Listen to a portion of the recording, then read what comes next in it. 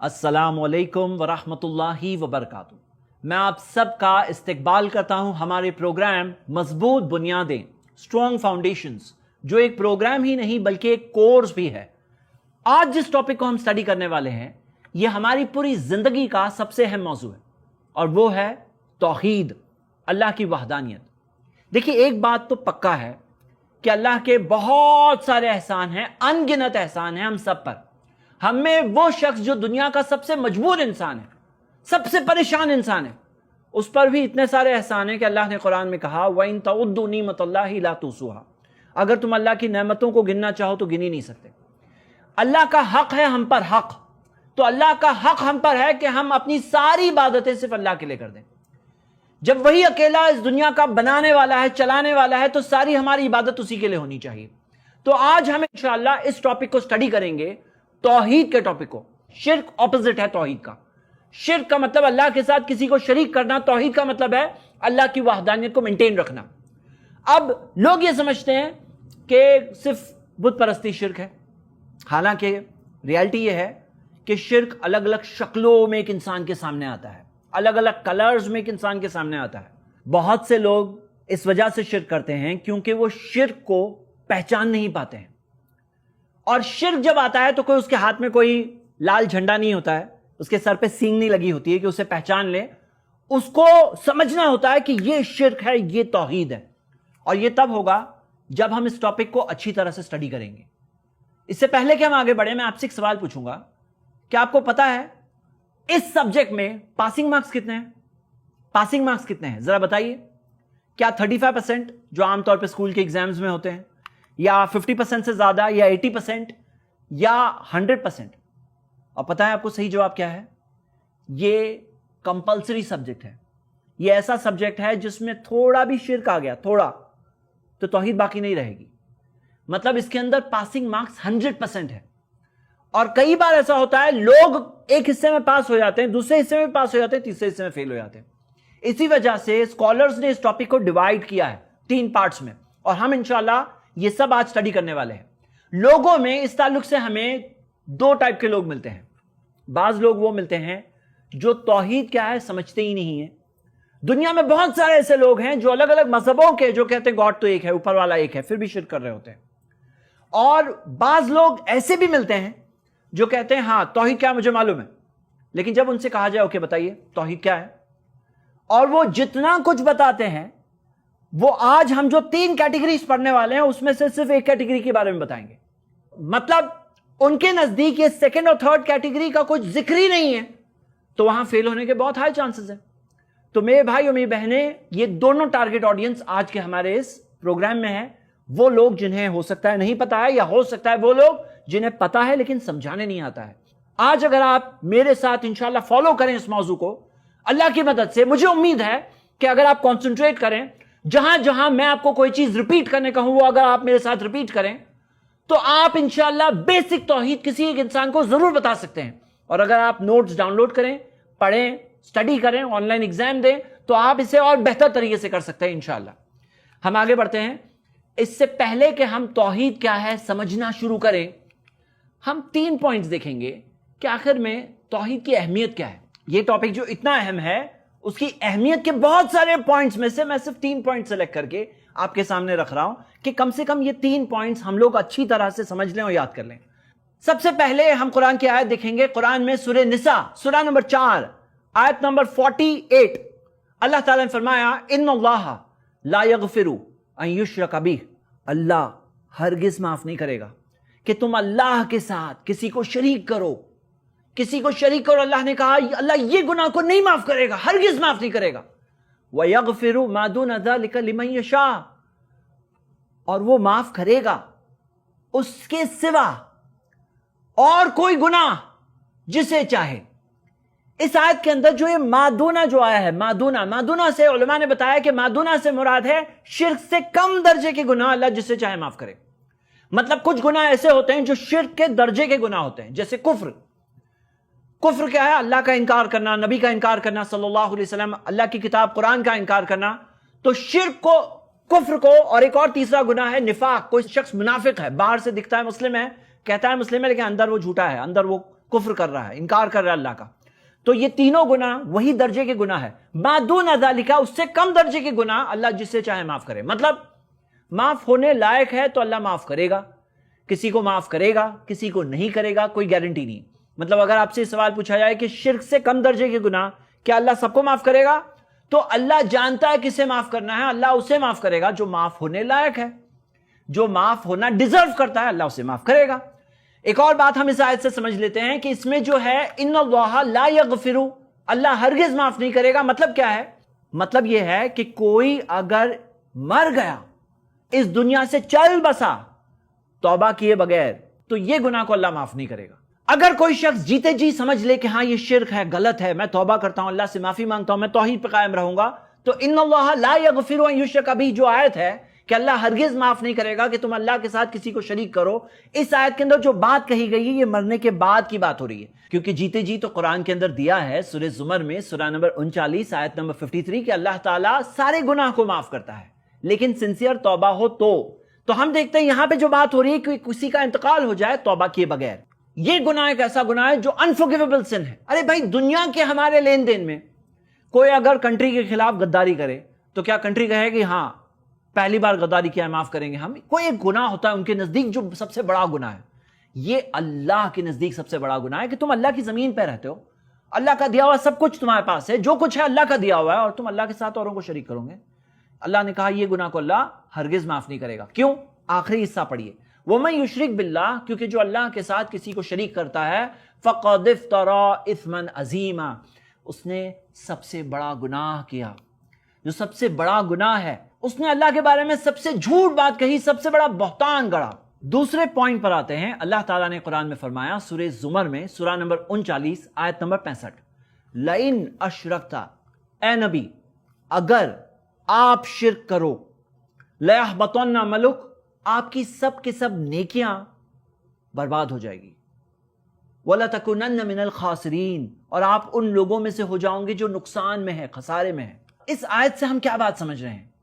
ہم یہ سمجھ رہے ہیں کہ کتنی بھی بڑی نیکیاں ہوں، چاہے نبی صلی اللہ علیہ وسلم کے درجے کی نیکیاں ہوں، تو بھی اگر وہ نیکیوں کے ساتھ، گڈ ڈیڈز کے ساتھ اگر شرک کا اضافہ ہو جائے، ساری کی ساری نیکیاں برباد ہو جاتی ہیں. قیامت کے دن ایک ترازو ہوگا، ترازو میں ہماری ساری نیکیاں ایک طرف ہوگی، سارے گناہ دوسری طرف ہوں گے. ایک طرف اگر بہت ساری نیکیاں ہیں لیکن ساتھ میں اگر کسی نے شرک کیا ہے تو وہ شرک کا گناہ اتنا بھاری گناہ ہے کہ لا يحبطن عملک، ساری کی ساری نیکیاں برباد ہو جائے گی. اور اللہ نے مثال بھی دی تو پیارے نبی محمد صلی اللہ علیہ وسلم کی، جو اتنے مخلص بندے تھے اللہ کے کہ رات میں پاؤں سوج جانے تک، حتی تورمت قدمہ، یہاں تک کہ ان کے دونوں پاؤں سوج جاتے تھے، اس حد تک نبی صلی اللہ علیہ وسلم قیام اللیل کیا کرتے تھے. اور وہ نیکیوں کی مثال دے کر اللہ نے بتایا کہ اگر وہ نیکیوں کے ساتھ شرک مل جائے تو ساری کی ساری نیکیاں برباد ہو جائے گی. میرے بھائی اور میری بہنیں، یہی بات کو ہمیں سمجھنا ہے. اور یہ دیکھیے اس امیج کے اندر، جس طرح سے ایک بکٹ میں اگر ہولز کھلے ہیں تو پانی کیا ہو جائے گا؟ بہہ جائے گا، خالی ہو جائے گا، جمع نہیں رہے گا. ہماری جو نیکیاں ہیں جو ہم کر رہے ہیں، یہ قیامت کے دن صرف تب کام آ سکتی ہے اگر ہماری توحید برقرار رہے. اگر توحید برقرار نہیں رہی تو وہ نیکیاں سب کے سب برباد ہیں. اسی وجہ سے بہت ضروری ہے کہ ہم پہلے توحید سیکھ لیں. تو ہمارا پہلا پوائنٹ کیا تھا؟ شرک سب سے بڑا گناہ ہے، اللہ شرک کے گناہ کو ہرگز معاف نہیں کرے گا. دوسرا پوائنٹ کیا ہے کہ اگر شرک کا گناہ آ جاتا ہے، لا يحبطن عملک، ساری کی ساری نیکیاں برباد ہو جائے گی. آج کا ہمارا تیسرا پوائنٹ توحید کی اہمیت کے تعلق سے. قرآن میں آپ ان الفاظوں کو دیکھیں گے بار بار، الذین آمنوا وعملوا الصالحات، جو لوگ ایمان لائے اور نیک کام کیے. میں نے یہ سرچ کیا سافٹ ویئر میں تو پتا چلا کہ قرآن میں 50 جگہوں پر یہی الفاظ اسی ترتیب کے ساتھ دہرائے گئے ہیں. قرآن میں جہاں اللہ تعالیٰ نے ترتیب بیان کی ہے، وہ ترتیب میں بھی ہمیں پرائرٹی ملتی ہے کہ پہلے کہاں جانا ہے. مثال کے طور پہ قرآن میں سورہ بقرہ سورہ 2 آیت نمبر 158، جہاں اللہ تعالیٰ نے فرمایا ان الصفا والمروہ من شعائر اللہ، صفا اور مروہ اللہ کی نشانیوں میں سے ہے. جب اللہ تعالیٰ نے صفا پہلے ذکر کیا تو اللہ کے رسول محمد صلی اللہ علیہ وسلم پہلے صفا پر گئے. جب اللہ کے رسول صلی اللہ علیہ وسلم نے سعی کیا عمرہ کے دوران، حج کے دوران، تو پہلے صفا پر گئے، بعد میں مروہ پہ گئے اور کہا ابدؤ بما بدأ اللہ بہ، میں وہاں سے شروع کرتا ہوں جہاں سے اللہ نے شروع کیا. اللہ نے پہلے صفا ذکر کیا، نبی صلی اللہ علیہ وسلم پہلے صفا پر گئے. اس سے ہم کیا بات سیکھ رہے ہیں؟ اللہ تعالیٰ نے بار بار قرآن میں آمنو و عملوا الصالحات ذکر کیا. آمنو پہلے کہا، آمنو ایمان. جب ایمان پہلے ذکر ہے تو ہماری فرسٹ پرائیورٹی کیا ہے آپ بتائیے؟ آج بعض لوگ یہ کہتے ہیں کہ پہلے نمازی تو بنے لوگ، بعض لوگ یہ کہتے ہیں پہلے ایجوکیشن کے معاملے میں آگے بڑھو، لیکن صحیح بات یہ ہے کہ سب سے بڑی سب سے اہم چیز فرسٹ پرائیورٹی ہماری ہے ہمارا ایمان. اور ایمان میں اللہ کی وحدانیت، توحید، جو ہمارا کلمہ ہے لا الہ الا اللہ، آمنو، یہ پہلے اللہ نے پہلے ذکر کیا. اس سے ہم بات سمجھ سکتے ہیں، ہم پرائیورٹی اور ترجیحات سمجھ سکتے ہیں. آئیے اب ہم توحید کے ٹاپک کو شروع کرتے ہیں، اور اس ٹاپک کو اچھی طرح سے سمجھنے کے لیے علماء نے اس ٹاپک کو 3 پارٹس میں ڈیوائیڈ کیا ہے: توحید الربوبیہ، توحید الاسماء والصفات، توحید العبادہ. اور ہم شروع کرتے ہیں توحید الربوبیہ سے. سمپل بات ہے کہ ربوبیہ لفظ کہاں سے آتا ہے؟ الحمدللہ رب العالمین. جو ہم قرآن میں پڑھتے ہیں نا، سبھی تعریف اللہ کی جو سارے جہانوں کا رب ہے. اللہ تعالیٰ رب ہے، تو اللہ تعالیٰ رب ہے، ماننا کہ اللہ ہی رب ہے. میرے بھائی اور میری بہنیں، یہ تینوں پوائنٹس بہت آسانی سے آپ سمجھ سکتے ہیں اگر آپ تھوڑا سا دھیان دے دیں اس بات پر. رب کا مطلب کیا ہے؟ رب کا مطلب ہے کہ اس پوری کائنات کا بنانے والا صرف اللہ ہے، خالق. جیسے سورہ زمر میں ہے، سورہ 39 آیت نمبر 62، اللہ خالق کل شیء. اللہ ہی تو بنانے والا ہے ہر چیز کا، ہر چیز کا بنانے والا اللہ ہے. اور صرف بنانے والا نہیں، بنانے کے بعد مالک، ہر چیز کا مالک کون ہے؟ ہر چیز کا مالک اللہ ہے. اللہ نے قرآن میں ذکر کیا ہے للہ ما فی السماوات و ما فی الارض. اللہ ہی کا ہے جو کچھ آسمانوں میں ہے، جو کچھ زمین پر ہے. میں آپ کو ایک مثال کے ذریعے بتاتا ہوں. آپ اس امیج میں دیکھ سکتے ہیں کہ موبائل کو کس نے بنایا؟ ایک کمپنی نے بنایا، ایک فیکٹری میں بنایا گیا، اسے ایک کمپنی نے مینوفیکچر کرایا، پھر اس کے بعد اس کمپنی نے اسے بیچ دیا. اب ہو سکتا ہے کہ وہ موبائل آپ نے خریدا، اور بعض لوگوں کا دیکھا گیا ہے کہ موبائل کو چھوڑتے ہی نہیں ہے، لگے رہتے ہیں موبائل پر. اب ذرا بتاؤ کہ اگر وہ موبائل بیچارہ رو رہا ہے تو بنانے والی کمپنی اس موبائل کے لیے کیا کچھ کر سکتی ہے؟ بالکل نہیں کر سکتی. کیوں؟ کیونکہ بنائے انہوں نے، مالک وہ لوگ نہیں ہیں، مالک کوئی اور ہے. اللہ نے ایسے نہیں کیا. اللہ ہی خالق ہے، اللہ ہی مالک ہے، اور اللہ ہی مدبر ہے. مدبر یعنی چلانے والا. یدبر الامر من السماء الى الارض، سورہ سجدہ سورہ 32 آیت نمبر 5 میں ہے کہ آسمان سے زمین تک ہر چیز کی پلاننگ، تدبیر کرنے والا صرف اللہ ہے. تو اللہ ہی خالق، بنانے والا، اللہ ہی مالک، اللہ ہی مدبر، اللہ ہی چلانے والا. اور آسمان و زمین میں ساری چیزوں کو کنٹرول کرنے والا صرف اللہ ہے. جب ہم کہتے ہیں کہ اللہ ہی رب ہے یہ مانو، تو یہ ساری معنی اس میں شامل ہے. سورہ یونس میں آتا ہے، سورہ نمبر 10 آیت نمبر 107، اللہ تعالیٰ نے فرمایا وَإِن يَمْسَسْكَ اللَّهُ بِضُرٍّ، اگر اللہ تم تک کوئی تکلیف پہنچائے، فَلَا كَاشِفَ لَهُ إِلَّا هُوَ، اس تکلیف کو کوئی دور نہیں کر سکتا سوائے اللہ کے. وَإِن يُرِدْكَ بِخَيْرٍ، اور اگر اللہ تمہارے لیے کوئی خیر چاہے، فَلَا رَدَّ لِفَضْلِهِ، اس کی نعمت کو تم تک پہنچنے سے کوئی نہیں روک سکتا. تو مطلب اللہ اکیلا ہے جو ساری نعمتوں کا دینے والا ہے، وہی ہے جو نعمتوں کو دیتا ہے، اور وہ دینا چاہے تو کوئی روک نہیں سکتا. اور وہی ہے جو مشکلوں کو بھی بھیجتا ہے، آزمائشوں کو بھی بھیجتا ہے. اور اگر وہ کسی کی مشکل دور کرنا چاہے تو کوئی نہیں ہے جو اس مشکل کو پھر بھی جاری رکھے گا. اگر اللہ بچانا چاہے تو کوئی نہیں ہے جو مبتلا کر سکتا ہے. اللہ یہ جو ہماری مشکلوں کو دور کر سکتا ہے، ہماری پریشانی کو دور کر سکتا ہے. پھر لوگ کیوں کہتے ہیں کہ اے فلاں کرم کیجئے یا اے فلاں مدد کیجئے، جب ہر چیز کنٹرول کرنے والا اللہ ہے؟ تو میرے بھائی میری بہنیں اس بات کو سمجھتے ہیں، اللہ ہی خالق، اللہ ہی مالک، اللہ ہی ہے کنٹرولر، اللہ ہی کے ہاتھ میں ہے نعمتیں، اللہ ہی کے ہاتھ میں آزمائشیں دینا، اللہ ہی ہے زندگی دینے والا، اللہ ہی ہے موت دینے والا، اللہ ہی ہے بیماری دینے والا، اللہ ہی ہے شفا دینے والا، اللہ ہی ہے رزق دینے والا، اللہ ہی ہے اولاد دینے والا.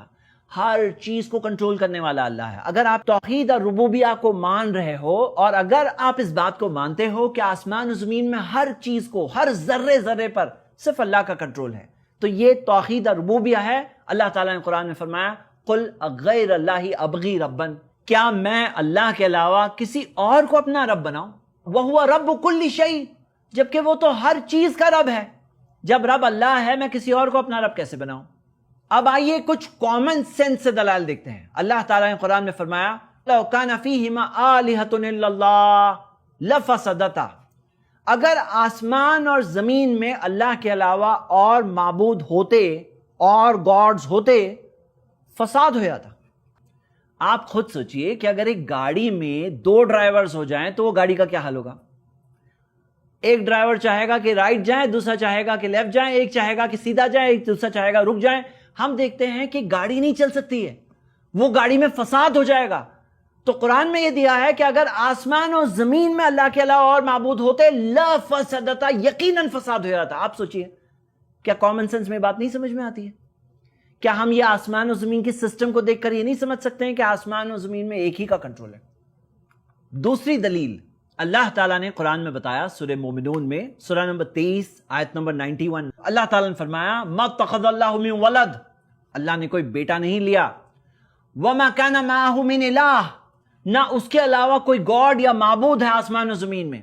اذن اگر ایسا ہوتا، امپاسبل ہے لیکن اگر ہوتا، مطلب جو امپاسبل چیز ہے اگر وہ بھی ہوتی تو کیا ہوتا اللہ کو پتا ہے، اللہ نے ہمیں بتایا۔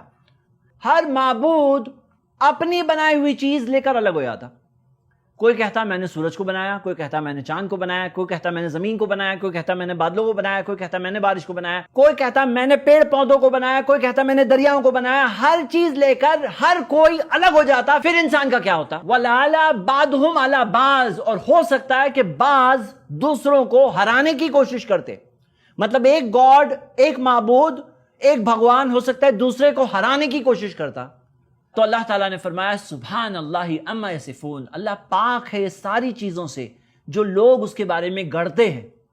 تیسری دلیل سورہ یوسف کی آیت، سورہ نمبر 12 آیت نمبر 39، اللہ تعالیٰ نے فرمایا کہ یوسف علیہ السلام نے جیل میں اپنے ساتھیوں کو سمجھاتے وقت ان سے کہا، اے میرے جیل کے ساتھیوں، ارباب متفرقون خیر، کیا بہت سارے معبود، بہت سارے گاڈز آپس میں اختلاف رکھنے والے کہ یہ بیٹر ہے، ام اللہ واحد القہار، یا ایک اللہ زبردست طاقت والا، کیا یہ بیٹر ہے؟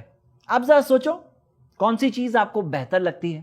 اور انسانی فطرت میں یہ چیز ہے، یہ سمجھنے کے لیے آپ کو کوئی جینیس بننے کی ضرورت نہیں کہ کوئی بہت بڑے ودوان کوئی بات سمجھ میں آئے گی، یہ بہت سمپل سی بات ہے، کوئی بھی انسان صاف دل سے سوچے اسے سمجھ میں آ جائے گی کہ آسمان و زمین میں ایکچولی ہم سب کا مالک ایک ہی ہے، چاہے کوئی بھی دھرم کا انسان ہے، چاہے کوئی بھی کنٹری سے ہے، چاہے بھی کوئی بھی رنگ اور نسل کا ہو، سب کے سب کا مالک ایک ہی ہے۔ آج کے انسان کا لیکن ایک اور پرابلم ہے، آج کا انسان یہ کہتا ہے ہم ہیں کرنے والے، ہم ہیں ایروپلین میں اڑ رہے ہیں، ہم ہیں جو راکٹ میں اڑ رہے ہیں، ہم ہیں جو یہ کر رہے ہیں، ہم کہتے ہیں تم ہو، اپنے آپ کو بنا سکتے ہو؟ کیا خود سے دنیا میں تم آ گئے تھے؟ کیا تم اپنے اندر طاقت پیدا کر سکتے ہو؟ اگر بیماری پھیل جائے، وبا پھیل جائے، تم اسے روک سکتے ہو؟ لاک ڈاؤن میں چلے آتے ہو؟ تم بیمار ہو جاؤ تو کیا تم خود اپنے آپ کو ٹھیک کر سکتے ہو؟ مرتے ہوئے انسان کو روک سکتے ہو؟ صحیح بات یہ ہے کہ ہم جو کچھ کرتے ہیں نا، وہ ہمارے اندر طاقت کہاں سے آتی ہے، ہمارا وجود کہاں سے آتا ہے؟ یہ ہاتھوں کو کیا ہم نے بنایا، ہم نے ڈیزائن کیا تھا؟ ہم نے دنیا میں آنے سے پہلے کیا اللہ سے کہا تھا اللہ مجھے ہاتھ دے، 5 انگلیاں چاہیے، ایسی ڈیزائن چاہیے؟ یہ کیا ہم نے بنایا تھا؟ حقیقت یہ ہے جو محمد صلی اللہ علیہ وسلم نے بتایا، صحیح بخاری کی حدیث ہے، لا حول ولا قوت الا باللہ، نہیں ہے کوئی حرکت نہ قوت سوائے اللہ کی طرف سے۔ اسی وجہ سے قرآن میں یہ بھی ذکر ہے سورہ صافات میں سورہ 37 آیت نمبر 96 کہ واللہ خلقکم، اللہ یہ جس نے تمہیں بنایا، وما تعملون، اور جو تم کر رہے ہو اسے بھی اللہ نے بنایا ہے۔ جو تم کر رہے ہو تمہارے اندر طاقت کہاں سے ہے؟ وما تعملون، یہ جو تم کر رہے ہو حقیقت میں اللہ کی تخلیق ہے، یہ اللہ کا کریشن ہے۔ اللہ انسان کو اجازت دیتا ہے، دنیا ایک امتحان کی جگہ ہے، یہاں اللہ نے انسان کو اجازت دیا ہے کہ تم چاہے تو نیک کام کرو، چاہے تو غلط کرو، لیکن حقیقت میں ہمارے اندر وہ طاقت آ نہیں سکتی سوائے جب تک اللہ ہمیں نہ دے دے۔ یہ جو ساری باتیں ہم نے اب تک کی اللہ کی وحدانیت کے تعلق سے، توحید کے تعلق سے، کیا آپ یہ ساری باتیں سمجھ چکے ہیں؟ اگر آپ سمجھ چکے ہیں تو آئیے اب آپ کا کچھ امتحان ہو جائے۔ میں کچھ سوال آپ سے پوچھوں گا، کچھ امیجز یہاں بتاؤں گا، آپ کو بتانا ہے، آپ کو سوچنا ہے کہ یہ سب کیا توحید ہے یا شرک ہے۔ پہلی امیج آپ کی اسکرین پہ آ رہی ہے، گھوڑے کی نال۔ یہ جو گھوڑے کی نال ہے اس کے تعلق سے لوگ یہ کہتے ہیں کہ گھر کے اپنے دروازے کے اوپر اگر لگا دو تو نعمتیں آئے گی، پریشانیاں ٹل جائے گی، اچھی اچھی چیزیں آئے گی، مصیبت نہیں آئے گی۔ کیا یہ بات صحیح ہے غلط ہے؟ یہ بات غلط ہے، کیونکہ اللہ ہی کے ہاتھ میں سب کچھ ہے۔ یا ایسا ہے کہ 99% اللہ کے ہاتھ میں، 1% تھوڑا گھوڑے کے نال کے ہاتھ میں ہے۔ حقیقت یہ ہے کہ 100% اللہ کے ہاتھ میں. اگر آپ 1% بھی دے رہے ہو تو آپ فیل ہو گئے سبجیکٹ میں. دوسرا سوال, یہ فینگ شوئی کی گھنٹیوں کو آپ نے دیکھا ہوگا. بہت سے لوگ بولتے ہیں کہ گھر میں نعمتیں آتی ہے, گھر میں اچھی پازیٹیو انرجی آ جاتی ہے, لیکن ہر چیز کا کنٹرولر, ہم سب کا مالک اللہ ہے, جسے عربک میں ہم اللہ کہتے ہیں. مالک تو ایک ہی ہے اور اسی کے ہاتھ میں سب کچھ ہے. گھنٹی کے ہاتھ میں کچھ نہیں ہے, نال کے ہاتھ میں کچھ نہیں ہے. یہ کڑے کی فوٹو دیکھیے. اس کڑے کی ایڈ میں یہ لکھا ہے کہ کاپر کڑا فار گڈ لک. لیکن گڈ اینڈ بیڈ کس کے ہاتھ میں ہے؟ کڑے کے ہاتھ میں, اللہ کے ہاتھ میں ہے. بعض لوگ کہتے ہیں آج میرا لکی ڈے ہے, لیکن لکی اور ان لکی کوئی دن نہیں ہوتا. بعض لوگ کہتے ہیں ویڈنسڈے لکی دن ہے, اور بعض مسلمانوں میں بھی یہ دیکھا گیا بولے شوال کا مہینہ نوست کا مہینہ ہے. ایسا کچھ نہیں ہے. کوئی لکی ڈے نہیں ہوتا, کوئی ان لکی ڈے نہیں ہوتا, کوئی لکی مہینہ نہیں ہوتا, کوئی ان لکی مہینہ نہیں ہوتا. بعض لوگ یہ کہتے ہیں کس کا منہ دیکھ لیا صبح صبح پورا دن خراب ہو گیا. کسی کا چہرہ دیکھنے سے نہ دن خراب ہوتا ہے اور حقیقت میں نہ دن اچھا ہوتا ہے. اچھا برا ہر چیز اللہ ہی کے ہاتھ میں ہے. جس چیز کو ہم اپنے لیے اچھا برا سمجھتے ہیں, ہر چیز کا کنٹرول کرنے والا اللہ ہے. بعض لوگ کہتے ہیں کسی اپاہج کو دیکھ لیے, کسی نابینا کو دیکھ لیے, کسی مجرم کو دیکھ لیے, بولے ابھی تو پورا دن خراب ہو جائے گا. حقیقت میں کسی کا چہرہ دیکھنے سے دن خراب نہیں ہوتا. یہ سٹونز کے بارے میں آپ کیا کہیں گے؟ بعض لوگ کہتے ہیں کہ یہ پتھر اگر ہو اور آپ کی پیدائشی تاریخ سے میچ ہوتا ہے تو اس کے اندر ایک ایسی طاقت آ جاتی ہے کہ اس کا زندگی پہ اثر آتا ہے. ایسا ہے؟ اگر آپ مانتے ہو کہ ایسا ہے, اس پتھر میں طاقت ہے, تو میں کہتا ہوں کتنی طاقت ہے؟ کس کی مرضی ہے, اللہ کی مرضی ہے, پتھر کی مرضی؟ پتھر کے بارے میں اگر ہم بات کر رہے ہیں تو سب سے اچھا پتھر کون سا ہے آپ کو پتا ہے؟ سب سے اچھا پتھر حجر اسود ہے, جو نبی صلی اللہ علیہ وسلم نے بتایا کہ جنت کا پتھر ہے. اور اسی پتھر کے بارے میں عمر رضی اللہ عنہ نے کیا کہا؟ صحیح بخاری کتاب الحج کی حدیث ہے. انہوں نے کہا اے حجر, مجھے پتا ہے تو نہ مجھے نقصان پہنچا سکتا ہے اور نہ فائدہ پہنچا سکتا ہے. میں صرف اس لیے بوسہ دے رہا ہوں, چوم رہا ہوں, کیونکہ میں نے نبی صلی اللہ علیہ وسلم کو چومتے دیکھا. تو کسی پتھر میں وہ طاقت نہیں ہے کہ ہمیں نعمت دے یا پریشانی دے. اور اگلا سوال, جب مریض بہت برے حال میں پہنچ جاتا ہے تو لوگ کہنے لگتے ہیں ارے ابھی تو اوپر والا ہی بچا سکتا ہے, ڈاکٹر صاحب نہیں, ابھی ہاسپٹل نہیں, ابھی تو اوپر والا ہی بچا سکتا ہے. کیا یہ بات صحیح ہے غلط ہے؟ حقیقت میں یہ بات غلط ہے, کیونکہ شروع میں کون بچانے والا تھا؟ اس بات میں یہ معنی پیدا ہو رہی ہے کہ پہلے تو ڈاکٹر صاحب بچانے والے تھے, پہلے تو ہاسپٹل تھا بچانے والا, اب کوئی نہیں رہا, ابھی اوپر والا بچا سکتا ہے. حالانکہ ڈاکٹر دوا دے گا, لیکن دوا شفا بننے میں اللہ کی محتاج ہے. اللہ شفا دینا چاہتا ہے تو دوا کا بھی محتاج نہیں ہے. اللہ شفا دینا چاہتا ہے, بہت سے لوگ دوا کے بغیر بھی ٹھیک ہو جاتے ہیں, اور بہت سے لوگ بہت دوا لے کے بھی ٹھیک نہیں ہوتے. دوا لینا ہے کیونکہ وہ ذریعہ ہے, وہ شریعت ہے, لیکن ٹھیک کرنے والا اللہ ہے. اگلا سوال, 13 نمبر کے بارے میں آپ کیا کہیں گے؟ سوچو کہ اگر کسی کا گھر 13ویں مالے پر ہے, اور یا اگر اسے گفٹ مل جائے 13ویں مالے پہ گھر آپ کو دے رہے ہیں, تو کیا کہیں گے آپ؟ آپ یہ فوٹو دیکھ سکتے ہیں, یہ ممبئی کے ایک 5 اسٹار ہوٹل کی لفٹ کی ہے. آپ دیکھ سکتے ہیں کہ 12 مالے کے بعد 14واں مالا آ رہا ہے, 13واں مالا ہی غائب ہے. وہاں 13واں مالا ہے ہی نہیں, کیونکہ گیسٹ کو, مہمانوں کو 13ویں مالے پر رہنے میں پرابلم ہوتا ہے. اور بعض ایئر لائنز میں دکھا گیا ہے, جیسے کہ آپ اس امیج میں دیکھ سکتے ہیں, کہ 12ویں رو کے بعد 14واں رو یعنی 13 نمبر کا رو ہی غائب ہے. اس چیز کو چھپانے کے لیے بعض ایئر لائنز ایسا بھی کرتے ہیں, 12 کے بعد 15 لاتے ہیں, تاکہ 13 خالی غائب کریں گے تو پکڑے جائیں گے, دکھائی دیتا ہے, ایسی فوٹو آ جائے گی, تو 13 14 دونوں غائب کر دیتے ہیں, لیکن مقصد ہوتا ہے 13 کو غائب کرنا. کیوں؟ کیونکہ اگر کسی کو 13ویں رو میں سیٹ مل گئی اور اسے محسوس ہونے لگے کہ پتہ نہیں کیا ہو جائے گا میرے ساتھ, تو ہم دیکھتے ہیں یہ سارے بلیفز لوگوں میں ہے, حالانکہ 13 نمبر میں کچھ نہیں ہے. سب چیز کس کے ہاتھ میں ہے؟ ایک کے ہاتھ میں, اللہ کے ہاتھ میں. 13ویں نمبر میں تو نہیں ہے. 786 کے بارے میں آپ کیا کہیں گے؟ اور 786 کے بارے میں تو مشہور ہے, لوگ اپنی گاڑی کے نمبر پلیٹ میں لگاتے ہیں, پتہ نہیں لگتا ہے کہ ایکسیڈنٹ نہیں ہوگا, لیکن 786 میں بھی کچھ نہیں ہے. اللہ کے رسول صلی اللہ علیہ وسلم نے 786 نمبر نہیں یوز کیا. یہ جو ٹوٹل کے ذریعے لایا گیا وہ سسٹم بھی اسلامکلی ثابت نہیں ہے, لیکن وہ میرا موضوع نہیں ہے. لیکن نمبر کی بات کر رہے ہیں تو اس نمبر میں کوئی طاقت نہیں ہے, ہر چیز کا مالک اللہ ہے.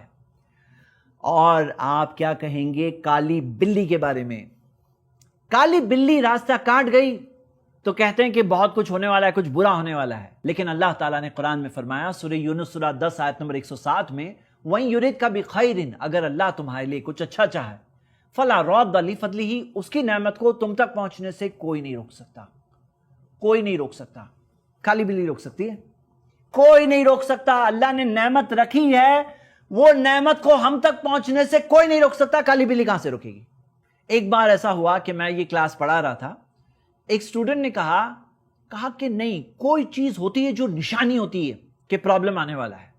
کالی بلی نشانی ہے کہ پرابلم آنے والا ہے. میں نے کہا کہ کالی بلی کیسے نشانی ہو سکتی؟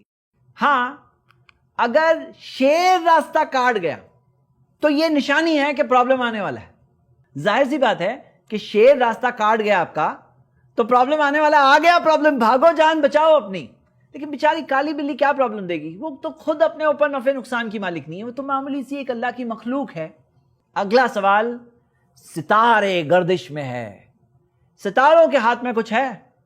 حقیقت یہ ہے کہ ستاروں کے ہاتھ میں کچھ نہیں ہے. وہ ستارے تو خود اپنی روشنی ہم تک نہیں پہنچا سکتے ہیں. یہ رپورٹ دیکھیے, ہر سال ایسے بہت سارے ستارے ہیں جو ہم سے اتنے دور ہو جاتے ہیں کہ ان کی روشنی تک ہم تک نہیں پہنچ پائے گی. کیوں؟ کیونکہ یونیورس ایکسپانڈ ہو رہا ہے, جو پوری کائنات ہے وہ پھیل رہی ہے. جب وہ پھیل رہی ہے, وہ ستارے اتنے دور ہو جا رہے ہیں کہ ان کی روشنی ہم تک نہیں پہنچ پائے گی, کئی سالوں تک نہیں پہنچ پائے گی. وہ ستارے ہمارے ساتھ کیا اچھا ہوتا ہے, کیا برا ہوتا ہے, اس میں کیا کنٹرول کر سکتے ہیں؟ یہ تختی آپ نے دیکھا ہوگا, بہت لوگ دکانوں میں لگاتے ہیں, گھر میں لگاتے ہیں, کہتے ہیں برکت آئے گی, پریشانی سے بچیں گے.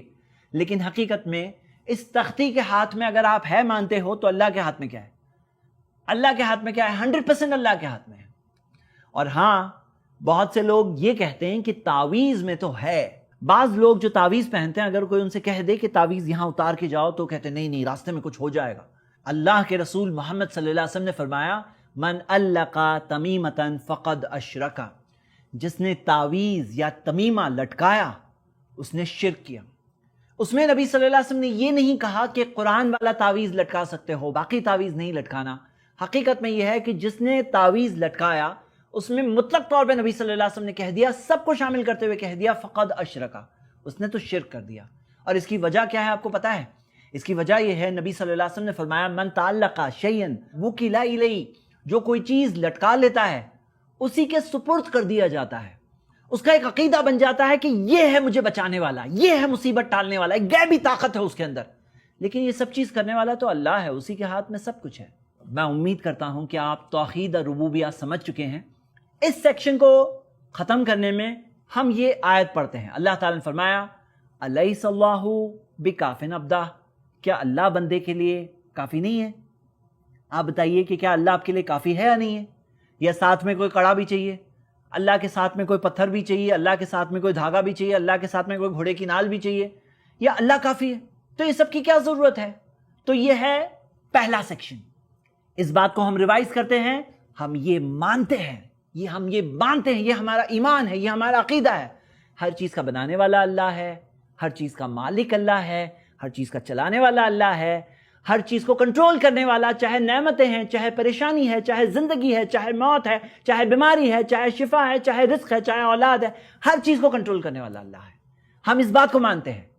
آئیے اب ہم توحید کے متعلق جو 3 کیٹیگریز ہیں اس میں سیکنڈ کیٹیگری میں آتے ہیں. یہ توحید کے متعلق سیکنڈ کیٹیگری ہے, لیکن ہمارے لیکچر کا تیسرا حصہ ہے, کیونکہ ہم نے پہلے توحید کی اہمیت میں 3 پوائنٹس دیکھے, توحید اور ربوبیہ کو اچھی طرح سے انڈرسٹینڈ کیا. اب ہمارے توحید الاسماء والصفات, کہ اللہ کے ناموں اور اللہ کی صفتوں میں اللہ کی توحید برقرار رکھنا. اسماء اسم سے آتا ہے, اسم کا مطلب نام. اللہ کے جو نام ہے, جیسے الرحمن, الرحیم, الملک, القدوس, السلام, المومن, یہ جو سارے نام ہیں اللہ تعالیٰ کے, یہ سارے ناموں میں اللہ کی توحید برقرار رہے. یہ سارے نام حقیقت میں صفات بھی ہے اللہ کی, ہر نام میں صفت بھی ہے. مثال کے طور پہ اللہ تعالیٰ کا نام ہے السمیع, اور اللہ کی صفت بھی ہے سب کچھ سننے والا. البصیر, اللہ کی صفت بھی ہے سب کچھ دیکھنے والا. مطلب جو نام ہے وہ صفت ہے. لیکن کئی سارے ایسی بھی صفات ہے اللہ کی جو نام نہیں ہے. انسانوں میں کئی بار ہم ایسا دیکھتے ہیں کہ کسی کا نام ہوتا ہے لیکن وہ نام کی صفت اس کے اندر نہیں ملتی ہے.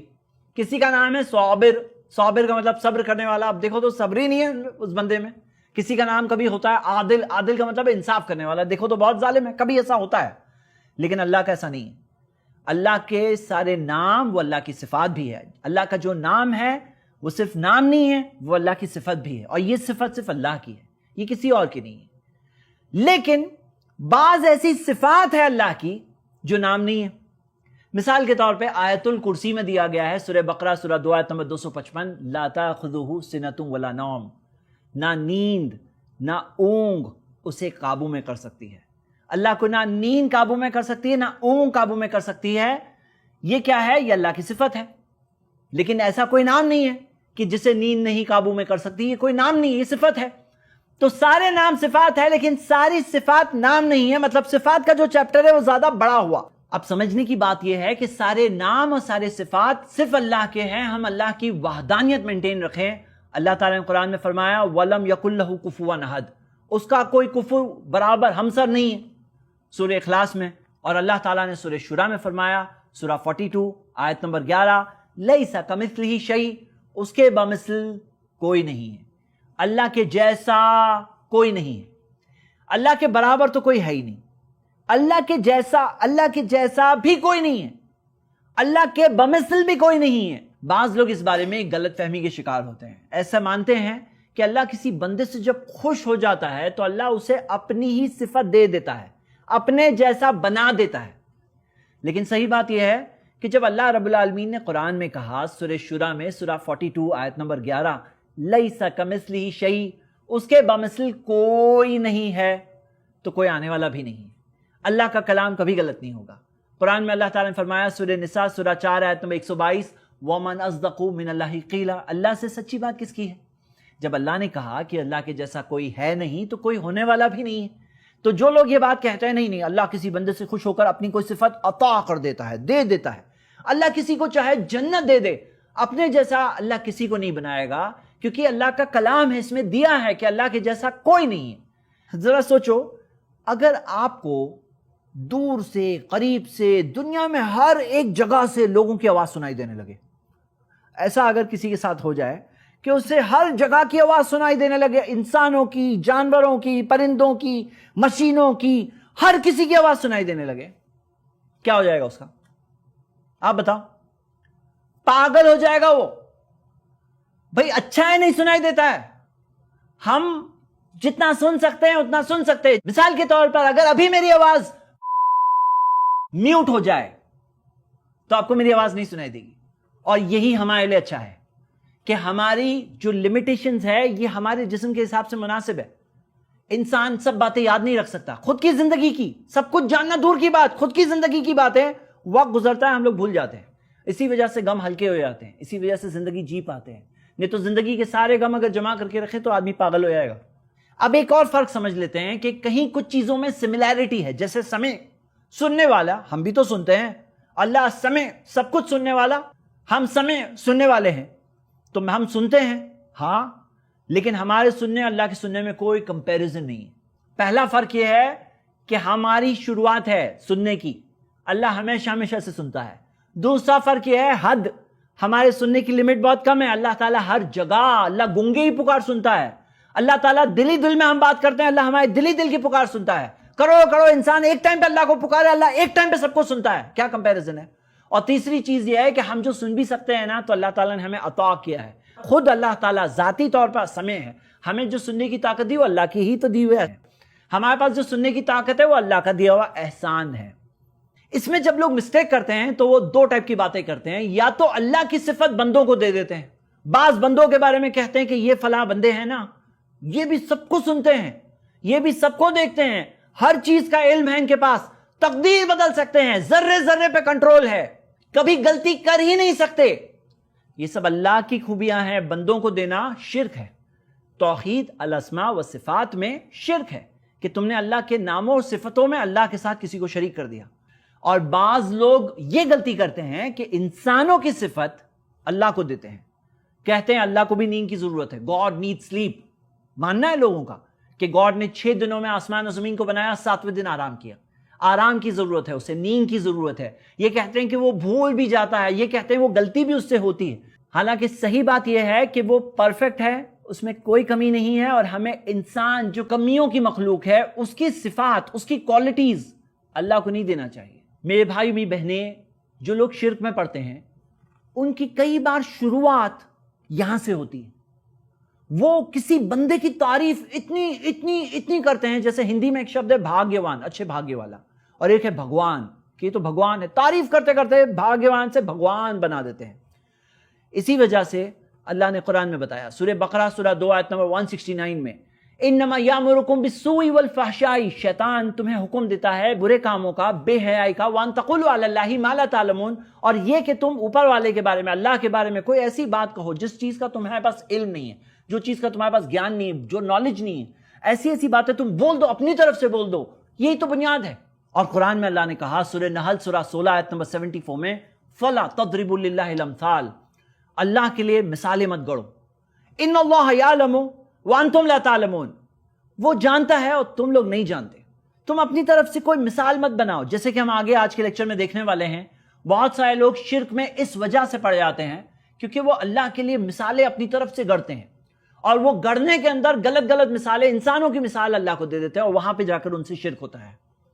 تو ہمیں اللہ کے ناموں اور صفات، اللہ کے اسماء و صفات میں اللہ کی توحید وحدانیت برقرار رکھنا ہے، یہ ماننا ہے کہ اللہ کے برابر بھی کوئی نہیں ہے اور اللہ کے جیسا بھی کوئی نہیں ہے۔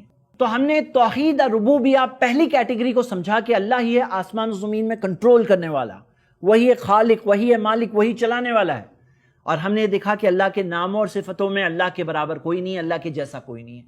اب ہم آتے ہیں تھرڈ کیٹیگری پر، توحید العبادہ۔ یہ وہ کیٹیگری ہے جہاں سب سے زیادہ لوگ فیل ہوتے ہیں۔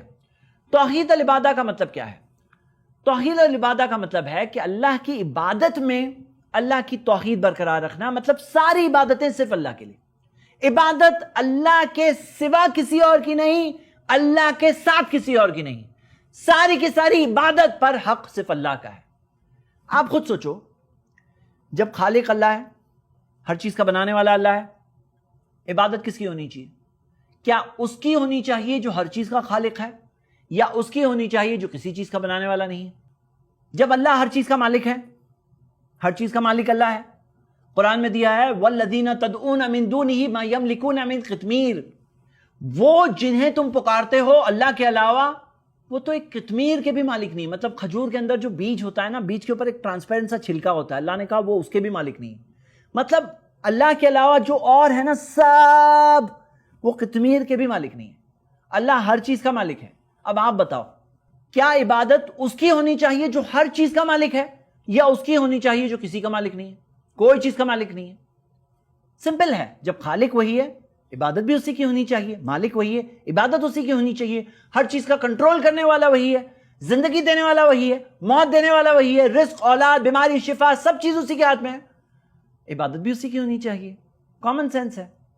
لیکن یہاں پہ بہت سارے لوگ فیل ہو جاتے ہیں، جب اس کے جیسا کوئی نہیں ہے، اس کے برابر کوئی نہیں ہے، تو ساری عبادت کس کی ہونی چاہیے؟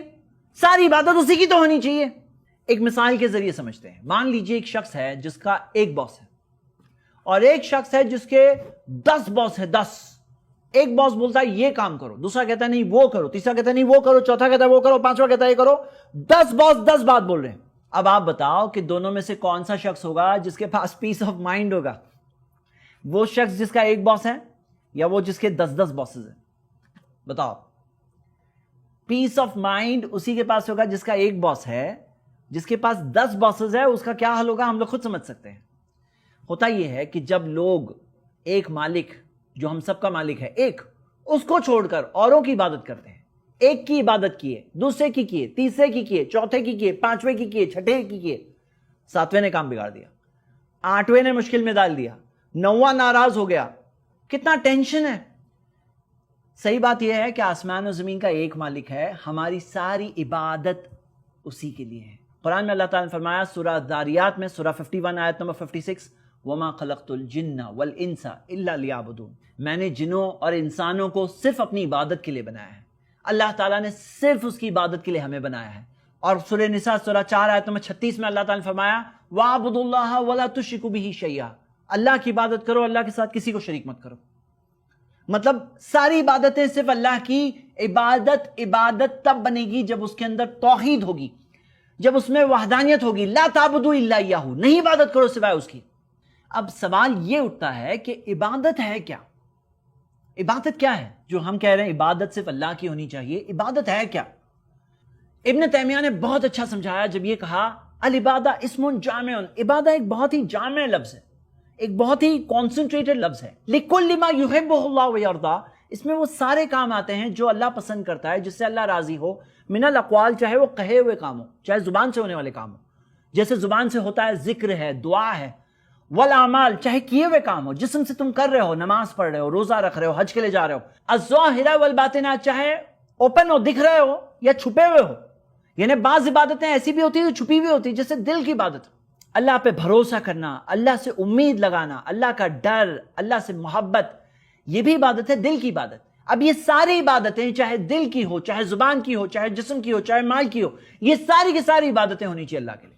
اب عبادتوں میں بعض ایسی عبادتیں ہیں جو اسلام نے سکھایا، جیسے نماز، روزہ، زکوٰۃ، حج، عمرہ، وضو، غسل، تیمم، قربانی، ذکر، تلاوت، دعا، نظر، یہ ساری کی ساری عبادتیں جو اسلام نے سکھایا، یہ ساری عبادتیں صرف اللہ کے لیے. لیکن عبادت صرف اللہ کی، اور عبادت ویسے نہیں جیسے دل میں جو آیا وہ عبادت کرو. جیسے کوئی کہے میں یہ کروں گا اللہ کو خوش کرنے، نہیں چلے گا. عبادت ہوگی تو صرف نبی صلی اللہ علیہ وسلم کے طریقے پر ہوگی. لیکن ہم دیکھتے ہیں کہ بعض ایسے لوگ ہیں جو دوسرے طریقے سے عبادت کرتے ہیں. مثال کے طور پر قرآن میں آتا ہے سورہ انفال میں سورہ 8 آیت نمبر 35، وَمَا كَانَ صَلَاتُهُمْ عِندَ الْبَيْتِ إِلَّا مُقَاءً وَتَصْدِيَةً، کہ وہ جو مشرک تھے، مکہ کے جو مشرک تھے نا، غیر مسلم، وہ لوگوں کی نماز کیا ہے؟ صلاتہم لفظ ہے. ان کی نماز کیا ہے؟ اللہ نے کہا ان کی نماز کیا ہے؟ سوائے یہ کہ کعبے کے پاس آ کر وہ مکان و تصدیتاً وہ سیٹیاں مارتے تھے اور تالی مارتے تھے. وہ تالی مارنا وہ ان کی عبادت تھی، وہ ان کی نماز تھی. سیٹی مارنا ان کی عبادت تھی. تو ہم دیکھتے ہیں ایسے کئی عبادت کے طریقے ہیں جو اسلام میں نہیں ہیں. مثال کے طور پہ تالیاں مارنا، سیٹیاں مارنا، ڈانس کرنا، کچھ جگہوں پر تو انسانوں کی بلی دینا بھی ہے، اپنے آپ کو تکلیف پہنچانا بھی ہے. ایسی بہت ساری رسمیں بھی ہیں. اسلام نے سکھایا کہ عبادت ہوگی صرف ایک مالک اللہ کی. ساری عبادت، ساری ورشپ، ساری پوجا، اپاسنا، بندگی، سب کچھ اسی کا حق ہے، کیونکہ بنانے والا وہی ہے نا. آسمان و زمین کا چلانے والا تو وہی ہے نا، ایک ہی مالک ہے نا، اسی کے ہاتھ میں سب کچھ ہے. آپ بتاؤ گاڑی میں 2 ڈرائیور ہو سکتے ہیں کیا؟ آپ بتاؤ کیا بہتر ہے؟ بہت سارے باس ہو یہ بہتر ہے کہ ایک باس، ایک رب اوپر والا زبردست طاقت والا یہ بہتر ہے؟ بہت سارے ہوتے آپس میں جھگڑا کرتے یہ بہتر ہے؟ کیا ہے؟ آپ سوچئے نا، جب سب کچھ اسی کے ہاتھ میں ہے تو کیا اس کا حق نہیں ہے جس نے بنایا ہمیں؟ کیا اس کا حق نہیں ہے ہماری عبادت پر؟ جو ہمارا کریٹر ہے، ہم نے تو نہیں بنایا نا اپنے آپ کو، اس نے بنایا ہمیں. ہماری ساری عبادت پہ اس کا حق ہے. ہر چیز کا مالک جو ہے اس کا حق ہے ہماری عبادت پر. ہماری ساری عبادت اسی ایک کے لیے بس. وہ ایک خوش ہے، سب کام بن جائے گا. دنیا خوش ہے، وہ ناراض ہے، کوئی فائدہ نہیں ہونے والا. قرآن میں آتا ہے قل، کہہ دیجئے، ان صلاتی، بے شک میری نماز، ونسکی، میری قربانی، ومحیایا، میری زندگی، وممات، میری موت، للہ رب العالمین، صرف اللہ کے لیے جو سارے جہانوں کا رب ہے. لوگ اس میں جو غلطی کرتے ہیں وہ کبھی اس وجہ سے کرتے ہیں کہ عبادت کیا ہے نہیں سمجھتے، اور کبھی کبھی یہ غلطی کرتے ہیں کہ معبود کون ہے وہ نہیں سمجھ پاتے ہیں.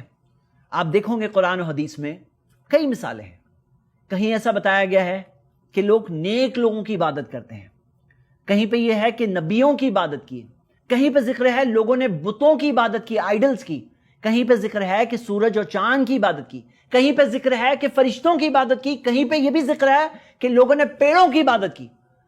لیکن صحیح بات یہ ہے چاہے جس کسی کی آپ عبادت کرو، اگر آپ نے ایک مالک کے ساتھ کسی کو شریک کر دیے تو یہ نہیں دکھائے گا کہ وہ انبیاء ہے یا نیک لوگ ہیں، سورج اور چاند ہے یا بت ہے، پیڑوں کی عبادت کر رہے ہیں یا فرشتوں کی عبادت کر رہے ہیں. یہ دکھائے گا کہ تم نے اوپر والے کے ساتھ، اللہ کے ساتھ اس کو شریک کر دیا.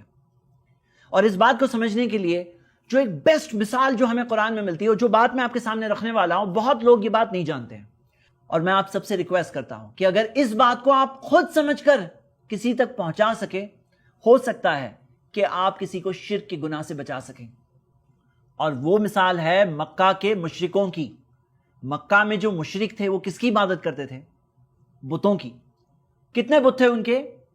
360. یہ 360 بت کہاں تھے ان کے؟ کعبہ کے اندر اور اطراف میں. وہ لوگ الگ الگ رسمیں کیا کرتے تھے ان کے تعلق سے جن میں نبی صلی اللہ علیہ وسلم کو بھیجا گیا. انہوں نے توحید کا پیغام انہیں دیا.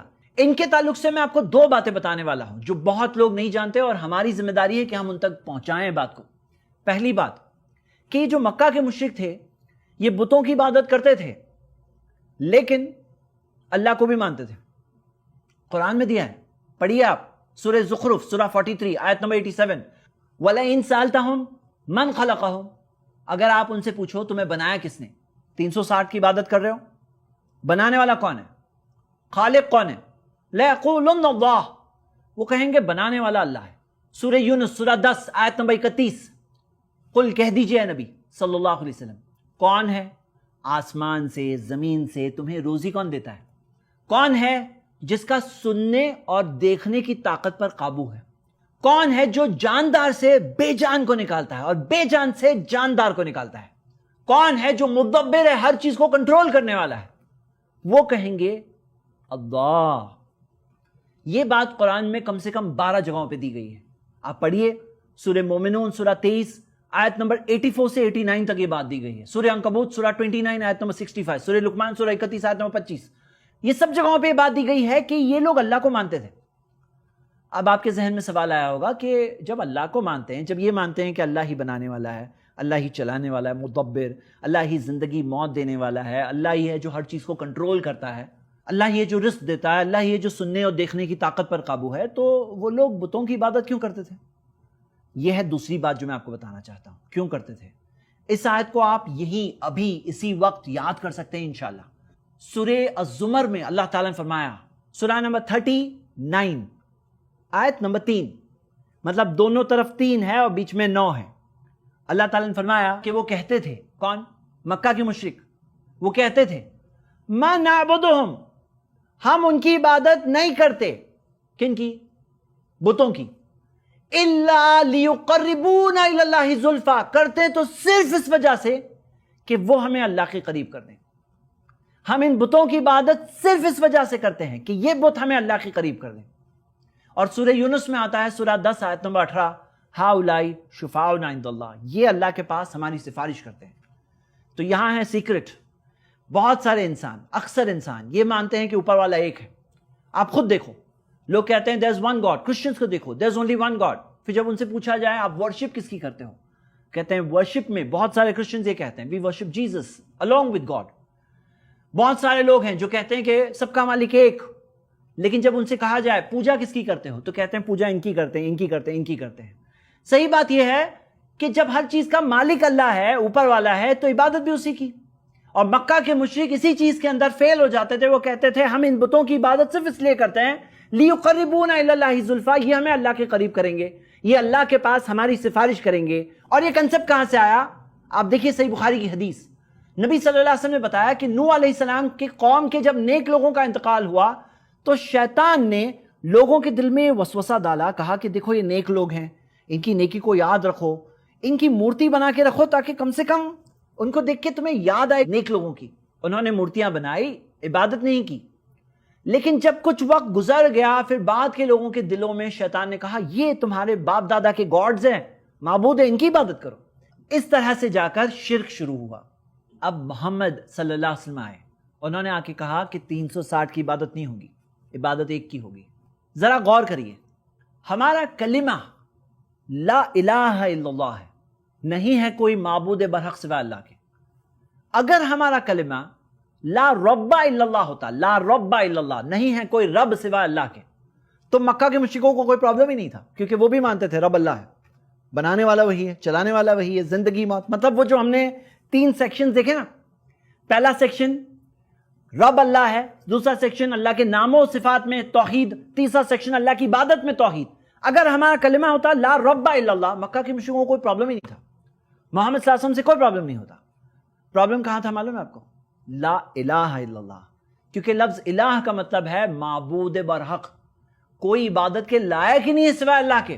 عبادت ہوگی تو ایک ہی مالک کی ہوگی, ہم سب کے بنانے والے کی ہوگی, اللہ کی ہوگی. انہیں یہاں پرابلم تھا. اسی وجہ سے بعض لوگ لا الہ الا اللہ کا ترجمہ there is no God except اللہ کرتے ہیں, تو یہ ایک بہت بڑی مسٹیک ہے, کیونکہ یہ تو ایک طرح سے جیسے مکہ کے مشرک مانتے تھے ہاں سب کچھ خالق اللہ ہے, بنانے والا اللہ ہے, یہ وہ ٹائپ کی بات لگ رہی ہے. حالانکہ صحیح ترجمہ یہ ہے there is none worthy of worship except اللہ, کوئی عبادت کے لائق نہیں ہے سوائے اللہ کے, کوئی معبود برحق نہیں ہے سوائے اللہ کے. تو میرے بھائیوں میری بہنیں, جو مین گاڈ ریلیشن شپ ہے, اللہ کا اور بندے کا تعلق ہے, اسلام نے سکھایا کہ ہمارا تعلق اللہ سے ڈائریکٹ ہے. ہم اللہ کے لیے ساری عبادتیں کریں گے, ساری عبادتیں, اور صرف اللہ کے لیے کریں گے. اچھا یہ بتاؤ کہ جن کی عبادت لوگ کرتے ہیں ان کے زیادہ قریب کون ہے؟ کیا اللہ زیادہ قریب ہے یا وہ درمیان میں جن کے لیے عبادت کے عمل کیے جاتے ہیں, جن کی عبادت کی جاتی ہے, کیا وہ زیادہ قریب ہے؟ زیادہ قریب کون ہے؟ قرآن میں آیا ہے سورہ قاف سورہ 50 آیت نمبر 16, اللہ کہتا ہے میں تمہاری شہرق سے زیادہ قریب ہوں. جب اللہ سب سے قریب ہے اور جس کسی کو لوگ پکارتے ہیں, جس کسی کی عبادت کرتے ہیں, وہ اللہ سے بہت دور ہے. اللہ سے قریب کوئی نہیں ہو سکتا, اللہ سے بہت دور ہے. تو آپ بتاؤ کہ زیادہ قریب جو ہے اسے پکارنا چاہیے, زیادہ دور جو ہے اسے پکارنا چاہیے؟ اچھا یہ بتاؤ سب سے زیادہ رحم کرنے والا کون ہے؟ سب سے زیادہ رحم کرنے والا, اس میں کوئی شک ہی نہیں ہے, اللہ ہے. اس کا کتنا رحم ہے ہم سب پر. ارے بھائی آدمی گنہگار ہوتا ہے, غلط کام کرتا ہے, اسے بھی وہ سنبھالتا ہے, اسے بھی رزق دیتا ہے. اس سے زیادہ رحم کرنے والا کوئی نہیں ہے. کیا ایسا ہے کہ جو درمیان والے ہیں, جن کے لیے عبادت کے عمل لوگ کرتے ہیں, جنہیں خوش کرنے کی کوشش کرتے ہیں, کیا وہ زیادہ رحم کرنے والے ہیں؟ اللہ کم رحم کرتا ہے, وہ زیادہ رحم کرتے ہیں, اسی وجہ سے وہ اللہ کو منا لیں گے. اللہ کم رحم کرتا ہے, یہ زیادہ رحم کرتے ہیں. ایسا ہے کیا؟ بالکل نہیں. اللہ کے جیسا کوئی نہیں, اللہ کے جیسا رحم کرنے والا کوئی نہیں. وہ پرفیکٹ ہے ہر اعتبار سے. آپ اس کائنات کو دیکھو, کتنا بیوٹیفل سسٹم ہے, کتنا بہترین سسٹم ہے, کتنا خوبصورت اس نے بنایا ہے. دیکھ کر یہ سمجھ میں آتا ہے کہ یہ خالق جو اس آسمان اور زمین کا بنانے والا ہے, اس کی مخلوق اتنی بڑی ہے تو خالق کتنا بڑا ہے. اب آپ خود سوچو, اس سے بہتر ہمارے پرابلم کو کوئی سمجھنے والا ہے؟ کئی بار ہم جو اپنے پرابلم کو سمجھتے ہیں, ہم سے اچھا ہمارے پرابلم کو اوپر والا سمجھتا ہے. وہ جانتا ہے ہمارے لیے کیا اچھا ہے. تو میرے بھائیوں, صحیح بات یہ ہے کہ یہ جو انٹرمیڈیری ہے نا, یہ ہمارے زیادہ قریب بھی نہیں ہے, زیادہ رحم کرنے والے بھی نہیں ہیں, زیادہ سننے سمجھنے والے بھی نہیں ہیں, زیادہ کائنات کو کنٹرول کرنے والے بھی نہیں ہیں, بلکہ کوئی بھی کنٹرول کرنے والے نہیں ہیں. تو جب یہ ہے تو کیوں نہ ہماری ساری عبادتیں اس کے لیے. میں امید کرتا ہوں کہ توحید العبادہ کو آپ سمجھ رہے ہیں کہ ہماری ساری عبادتوں پر صرف ایک مالک اللہ کا, اسی کا حق ہے. اس سے پہلے کہ ہم آگے بڑھیں, میں آپ سے ایک سوال پوچھوں گا. مکہ کے مشرک جو کہتے تھے ہم ان بتوں کی عبادت صرف اس وجہ سے کرتے ہیں لِيُقَرِّبُونَ إِلَى اللَّهِ زُلْفَىٰ, وہ ہمیں اللہ کے قریب کر دیں گے, وہ لوگوں نے جو کہا وہ ہے شرک, وہ ہے کفر. اب ہم دیکھتے ہیں کہ ہمارے اپنے مسلمان بھائی بعض ایسے مقامات پر جاتے ہیں خاص سفر کر کے, کوئی چڑھاوا چڑھاتے ہیں, کوئی چادر چڑھاتا ہے, کوئی جھکتا ہے, کوئی چومتا ہے, کوئی طواف کرتا ہے, کوئی مانگتا ہے وہاں, کوئی 40 دن تک بیٹھتا ہے, کوئی قربانی دیتا ہے. اور جب ان سے پوچھا جائے کہ آپ اس مقام پر یہ کیوں کر رہے ہیں, وہ کہتے ہیں کہ دیکھیے یہ نیک صالح ہے, یہ اللہ کے نیک بندے ہیں, لِيُقَرِّبُونَ إِلَى اللَّهِ زُلْفَىٰ, یہ ہمیں اللہ کے قریب کر دیں گے. هَؤُلَاءِ شُفَعَاؤُنَا عِندَ اللَّهِ, یہ اللہ کے پاس ہماری سفارش کریں گے.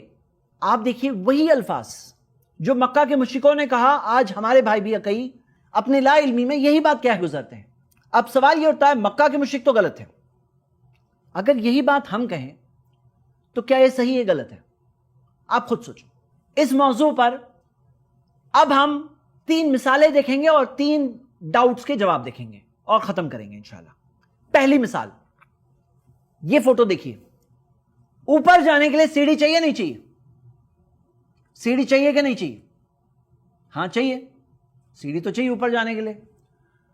اسی طرح لوگ کہتے ہیں اللہ تک پہنچنے کے لیے درمیان میں کوئی چاہیے, لیکن صحیح بات یہ ہے اوپر جانے کے لیے سیڑھی اس لیے چاہیے کیونکہ اوپر کا مالا دور ہے نا, ڈائریکٹلی نہیں جا سکتے.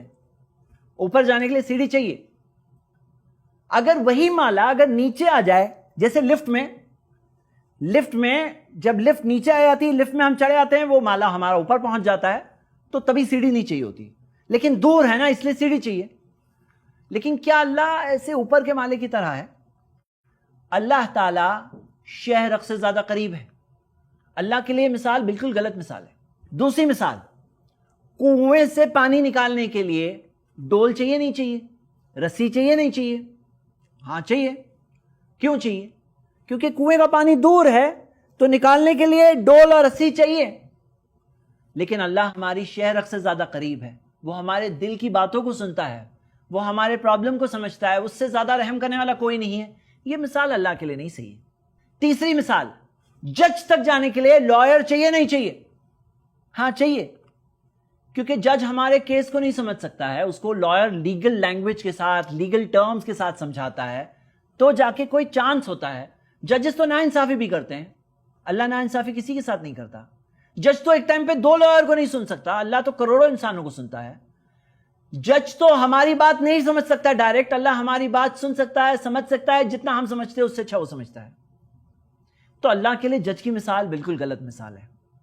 ایسی مثالوں کی وجہ سے ہی بہت سارے لوگ شرک میں پڑ جاتے ہیں، اللہ کے علاوہ اوروں کی عبادت کرنے لگتے ہیں، عبادت کے اعمال کرنے لگتے ہیں اور توحید سے دور ہو جاتے ہیں، سب سے بڑے نقصان میں پڑ جاتے ہیں۔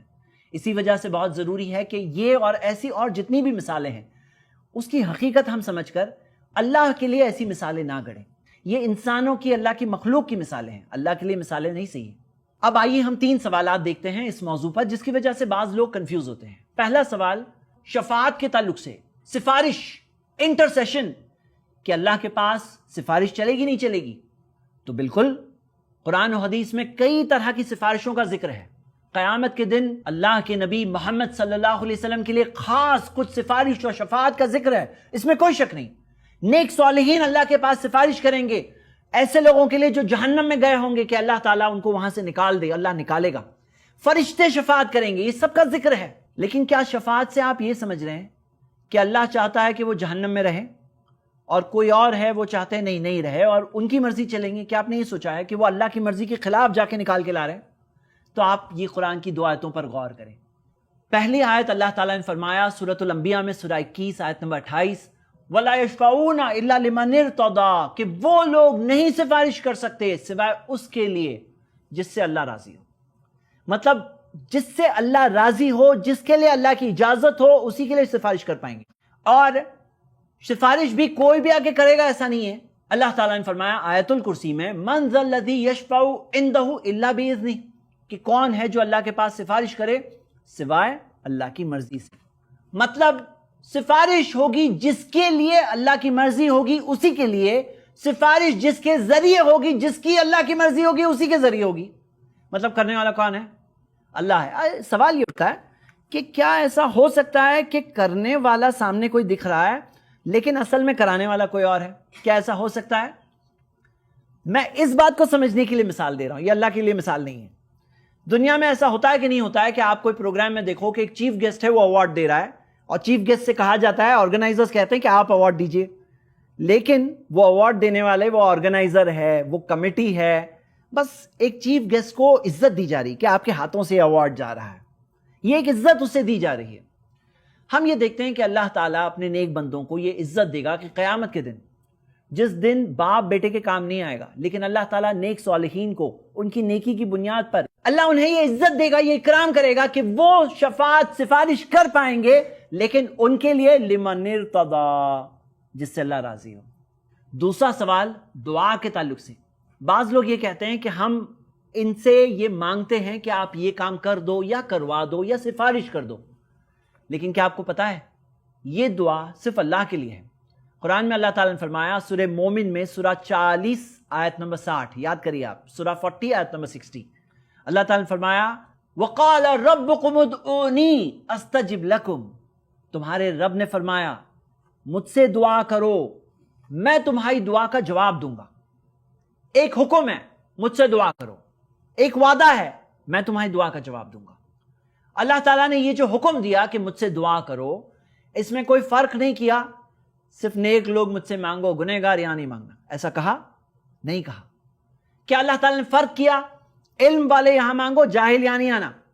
اللہ تعالیٰ نے سب کو کہہ دیا، سب کو ادعونی، مجھ سے دعا کرو، چاہے علم والا ہو یا جاہل ہو، چاہے نیک ہو یا گنہگار ہو، ادعونی اللہ نے کہا۔ اور نبی صلی اللہ علیہ وسلم نے فرمایا الدعاء هو العبادہ، دعا عبادت ہے۔ یہ دعا جو ہے نا یہ عبادت ہے۔ ارے بھائی بڑے سے بڑا سیٹھ آدمی ہے، بڑے سے بڑا کروڑ پتی، جب وہ دعا مانگتا ہے نا اپنے آپ کو چھوٹا بناتا ہے، چھوٹا، اس کے اندر یہ احساس آتا ہے کہ میں مانگ رہا ہوں، اس کے اندر احساس ہوتا ہے کہ اللہ سن رہا ہے، اس کے اندر یہ احساس ہوتا ہے وہی تو دینے والا ہے۔ تو یہ عبادت ہے، یہ عبادت ہے۔ اور عبادت پہ کس کا حق ہے؟ عبادت پر حق صرف اللہ کا ہے۔ جب ہر چیز کا مالک اللہ ہے تو دینے والا کون ہے؟ اللہ ہی ہے۔ اس سے زیادہ رحم کرنے والا کوئی نہیں، اس سے قریب کوئی نہیں۔ تو میرے بھائی سمپل سی بات ہے، تو میرے بھائیوں میری بہنیں سمپل سی بات ہے، ہماری ساری دعاؤں پر صرف اللہ کا حق ہے۔ آخری تیسرا سوال وہ یہ ہے کہ بعض لوگ یہ کہتے ہیں کہ قرآن میں دیا ہے ایاک نعبد و ایاک نستعین، اے اللہ ہم تیری ہی عبادت کرتے ہیں، تجھی سے مدد طلب کرتے ہیں۔ تو پھر لوگ یہ کہتے ہیں کہ پھر آپ دنیاوی مدد کیوں مانگتے ہو؟ اگر میں کسی سے کہوں کہ ذرا یہ ٹیبل اٹھانے میں مدد کرو تو مانگ سکتا ہوں کیا؟ تو ہاں، اس کے اندر کنڈیشن ہے۔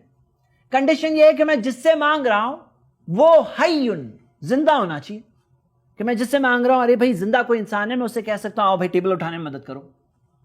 انتقال کے بعد کسی سے کہوں کہ اے فلاں مجھے ٹیبل اٹھانے میں مدد کرو، یہ غلط ہو جائے گا۔ حاضر ہونا چاہیے، کوئی حاضر شخص ہے، بھائی آؤ ذرا ٹیبل اٹھانے میں مدد کرو۔ لیکن کوئی دوسری کنٹری میں اسے کہوں کہ اے فلاں ٹیبل اٹھانے میں مدد کرو، تو حاضر نہیں ہو تو بھی نہیں چلے گا، زندہ ہو، حاضر ہو، اور نمبر 3 قادر ہو۔ مطلب ٹیبل تو اٹھانے میں کوئی مدد کر سکتا ہے، لیکن میں اسے کہوں میری زندگی بڑھا دو، میرے رزق کو بڑھا دو، وہ نہیں کر سکتا ہے، وہ صرف اللہ کے ہاتھ میں ہے۔ اس طرح سے فطری طور پر مانگنا خود نبی صلی اللہ علیہ وسلم سے ثابت ہے، اور یہ دعا نہیں ہے۔ لیکن اس سے اوپر فوق الفطرہ یہ دعا میں شامل ہے اور صرف اللہ کے لیے۔ آپ کو بلی اور شیر والی مثال یاد ہے نا، کہ شیر آئے راستہ کاٹ گیا تو پرابلم ہے، لیکن بلی راستہ کاٹ گئی، پرابلم کیا ہے؟ کیونکہ بلی کے بارے میں کوئی کہے پرابلم آنے والا ہے تو ایسے غیبی طاقت کہی جا رہی ہے نا بلی میں، جیسے کہ کوئی غیبی طاقت ہے۔ وہ غیبی طاقت نہیں ہے بلی میں، اللہ کے ہاتھ میں ہے۔ فطری طور پر ہاں شیر آ گیا، وہ بھی ایک طرح کی بلی ہے بڑی، تو شیر آ گیا تو ہاں یہ تو فکر کی بات ہے، کیونکہ فطری طور پر خطرہ ہے ہمارے لیے، نیچرل طور پر خطرہ ہے، آپ یہ بات سمجھ سکتے ہیں۔ تو میرے بھائی امی بہنیں، یہاں پہ یہ ٹاپک ہمارا ختم ہوتا ہے۔ میں امید کرتا ہوں کہ آپ یہ تینوں کو اچھی طرح سے سمجھ چکے ہیں انشاءاللہ۔ اللہ ہی رب ہے، اللہ کے ناموں اور صفات میں اللہ کی توحید برقرار رکھیں، عبادت صرف اللہ کی۔ حقیقت یہ ہے انسانوں نے اللہ کی قدر نہیں کی جیسے کرنا چاہیے تھا۔ قرآن میں سورہ انعام میں آتا ہے، سورہ 6 آیت نمبر 91، وما قدر اللہ حق قدری، انہوں نے اللہ کی قدر نہیں کی جیسے کہ قدر کرنی چاہیے تھی۔ میرے بھائی میری بہنیں، آپ کو میں آخر میں ایک مثال دینا چاہتا ہوں۔ یہ مثال ہے لقمان کی۔ لقمان نے اپنے بیٹے سے کہا، قرآن میں سورہ لقمان سورہ 31 آیت نمبر 13 میں ذکر ہے، یا بنیا، اے میرے بیٹے، لا تشرک باللہ، اللہ کے ساتھ کسی کو شریک مت کرنا، ان الشرک لظلم عظیم، شرک سب سے بڑا ظلم ہے۔ سب سے بڑا ظلم جو زمین پہ ہو رہا ہے نا، ظلم، سب سے بڑی زیادتی یہ ہو رہی ہے کہ لوگ اللہ کی زمین پہ رہتے ہیں، اللہ کے علاوہ اوروں کی عبادت کرتے ہیں۔ لظلم عظیم، یقیناً سب سے بڑا ظلم ہے۔ لقمان نے اپنے بیٹے کو بہت پیار سے سمجھایا، یا بنیا، ابنی بیٹا، بنیا بہت پیار سے بیٹا، آپ دیکھو گے 3 بار آتا ہے یا بنیا یا بنیا۔ لقمان مثال ہے ہر مسلم والد کے لیے۔ اپنے بچوں کو توحید سکھاؤ میرے بھائیوں میری بہنیں، اپنے بچوں کو توحید سکھا کے جاؤ۔ قرآن میں ایک ایسی مثال بھی ہے جہاں ایک بیٹا اپنے باپ سے بات کر رہا ہے۔ سورہ مریم سورہ 19 آیت نمبر 42 سے 48 جب پڑھتے ہیں تو ہمیں ملتا ہے ابراہیم علیہ السلام اپنے والد سے بات کر رہے ہیں۔ یہاں پہ آتا ہے یا ابتی یا ابتی، 4 بار آتا ہے۔ اپنے والد صاحب کو بہت عزت سے پکار کر کے توحید کا پیغام پہنچا رہے ہیں۔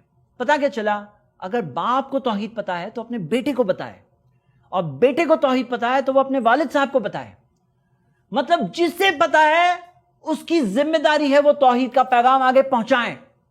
میرے بھائی میری بہنیں، یہ ٹاپک کو آپ کو سٹڈی کرنا ہوگا اپنے خود کے لیے، اپنے پاس ہونے کے لیے، اپنے بیوی بچوں کے لیے۔ آپ کیسے سمجھاؤں گے اگر آپ خود سمجھو گے نہیں؟ اگر آپ کسی کو سب سے بڑا گفٹ دینا چاہتے ہو، ہدیہ دینا چاہتے ہو، سب سے بڑا گفٹ وہ ہے توحید کا گفٹ۔ اگر آپ کسی کے خیر خواہ، اپنے پڑوسی، اپنے رشتہ دار، اپنے دوست، اپنے ملنے جلنے والے، اس سے بڑا گفٹ آپ نہیں دے سکتے کسی کو کہ آپ اسے توحید کا پیغام پہنچاؤ۔ میرے بھائیوں میری بہنیں، میں آپ سے ریکویسٹ کرتا ہوں کہ آپ یہ موضوع کو اچھی طرح سے سٹڈی کریں، علم حاصل کریں، توحید پر جمے رہیں یہاں تک کہ آپ کی زندگی اس پر نکل جائے۔ آخر میں قرآن کی آیت پڑھ کے ختم کریں گے، سورۃ الاسراء سورہ 17 آیت نمبر 111، وَکَبِّرْہُ تکبیرا، اللہ کی بڑائی بڑھ چڑھ کر بیان کرو، صرف مانو مت، بیان کرو۔ وآخر الدعوانا ان الحمد للہ رب العالمین، والسلام علیکم ورحمۃ اللہ۔ الحمدللہ، اس سیریز کو بنانے میں محمد اینڈ فیملی نے اپنا پورا تعاون دیا۔ آپ بھی ایسے ویڈیو یا سیریز کو اسپانسر کرنے کے لیے کال کریں 9588888826 پر۔